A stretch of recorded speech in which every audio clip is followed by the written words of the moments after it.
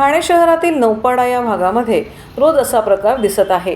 ठाणे महानगरपालिकेच्या TMT buses Naupada या भागातील एक बस स्टॉपवरती चक्क 10 ते 15 फूट अंतरावरती उभे राहत आहेत। या बसेस रस्त्याच्या मधोमध उभे राहत असल्याने या भागामध्ये बसेसच्या पाठीमागे ट्रॅफिक जमा झालेली सदर रस्त्यावर रोज दिसत आहे। ठाणे महानगरपालिकेची ही बस सेवा आधीच डबघाईला गेलेली असताना या बस चालकांच्या या बेशिस्तपणामुळे नागरिकांना नाहक त्रास सहन करावा लागत आहे। नौपाडा या भागातील या रस्त्यांवर रोज या बसेसमुळे ट्रॅफिक जाम होते। त्यामुळे महापालिकेने या बस चालकांना काहीतरी शिस्त शिकवावी, नाहीतर त्यांचे वेगळे बस चालवण्याचे प्रशिक्षण घ्यावे अशी प्रतिक्रिया ठाणे नागरिकांकडून होत आहे।